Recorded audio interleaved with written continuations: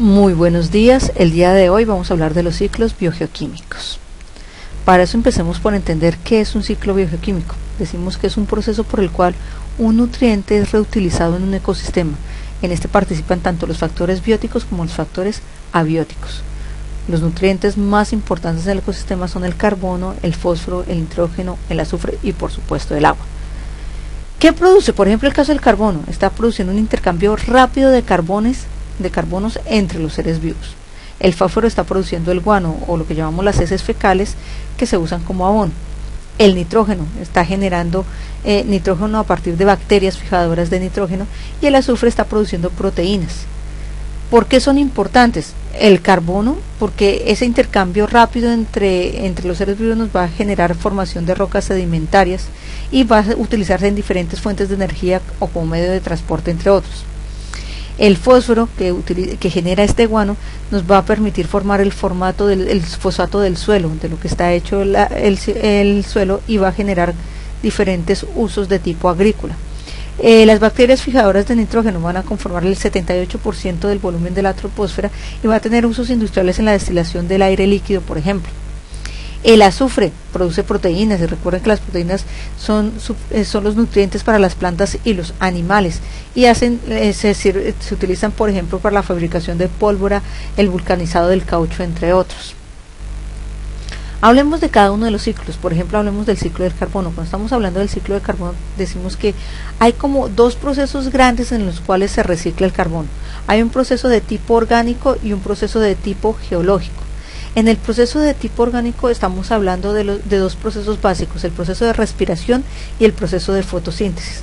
Sabemos que la respiración es el proceso por el cual los seres vivos somos capaces de transformar la glucosa, ¿cierto?, y el oxígeno generando energía, y que el residuo de la respiración va a ser el dióxido de carbono, el CO2.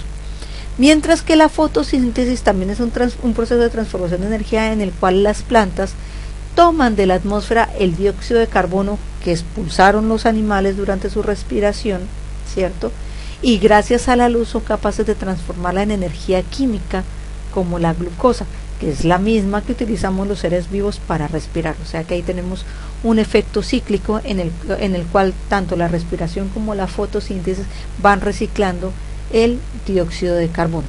Pero también tenemos un ciclo de carbono de tipo geológico. Entonces hablamos que hay dióxido de carbono en la atmósfera.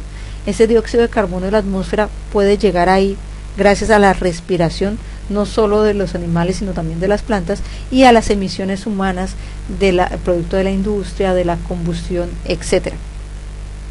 Que ese dióxido de carbono va a generar un intercambio constante entre los gases del aire y del mar, ¿cierto?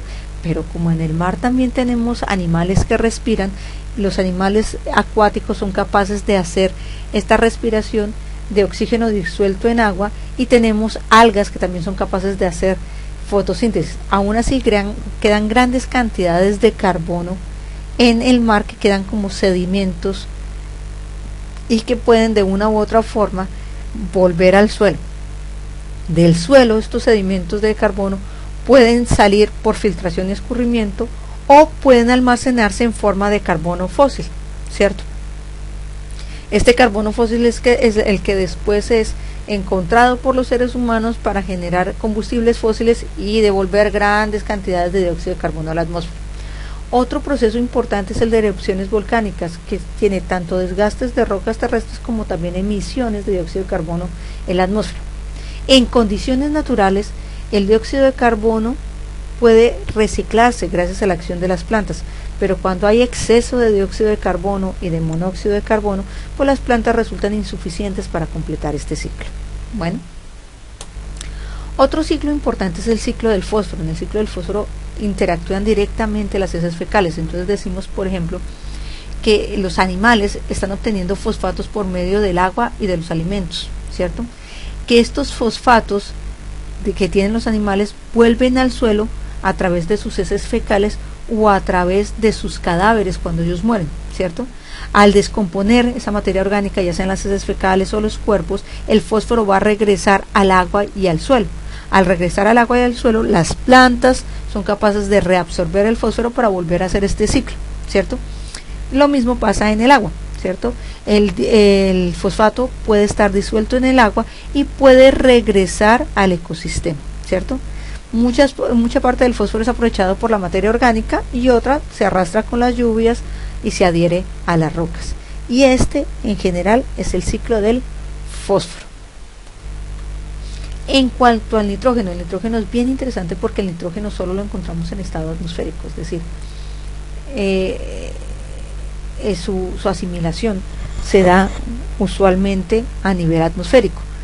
Cuando el nitrógeno es asimilado de otra manera, lo encontramos porque las bacterias fijadoras de nitrógeno han sido capaces de tomar el nitrógeno que está en la materia orgánica y lo han podido fijar para dejarlo en el suelo y permitir que ciertas plantas puedan adquirirlo. No todas las plantas son capaces de tomar nitrógeno del suelo.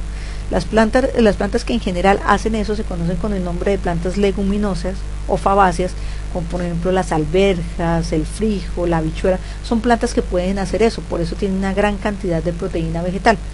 Pero no todas las plantas lo pueden hacer. Las plantas que no son de esta familia de las leguminosas usualmente tienen que asociarse en sus raíces con bacterias que son las capaces de fijar el nitrógeno y permitir que el nitrógeno pase al interior de las plantas. Usualmente nosotros los animales consumimos el nitrógeno de esas plantas, generamos restos orgánicos y estos restos orgánicos pueden ser descompuestos por bacterias que pueden destruir los nitratos y devolver gran parte de ese nitrógeno atmosférico a la atmósfera. En la industria se hace una fijación industrial del nitrógeno que permite generar abonos inorgánicos. En cuanto al ciclo del azufre, el azufre tiene como fuente principal los depósitos de sedimentos en el mar, las rocas sedimentarias y las rocas ígneas, que tienen una gran cantidad de azufre, al igual que el magma de los volcanes, que pueden generar grandes cantidades de azufre. Ese azufre en depósito en el agua puede subir a la atmósfera como emisiones biogénicas, como aerosoles marinos que van a subir estos depósitos de azufre a la atmósfera, que pueden condensarse en las nubes. Ojo, es complicado porque esto que tienen aquí es un óxido, y este óxido al contacto con el agua puede generar un ácido, el ácido sulfúrico, y a eso es lo que conocemos con el nombre de lluvia ácida. El exceso de azufre en la atmósfera es lo que produce la lluvia ácida. También decimos que el suelo tiene gran cantidad de compuestos reducidos que pueden tener emisiones hacia el aire, y la mayor cantidad de emisiones de este óxido de azufre lo tienen las industrias y las emisiones volcánicas, generando este ácido sulfídrico y estos óxidos de azufre que van a la atmósfera. Por último, aquí les muestro una infografía en la que vemos que estos ciclos no ocurren por separado, o sea, todos los ciclos biogeoquímicos están ocurriendo simultáneamente en los ecosistemas y son parte de este proceso de retroalimentación que se da dentro del ecosistema y que nos permite que la materia orgánica se reestructure. Espero que haya quedado claro. Nos vemos la próxima semana. Gracias.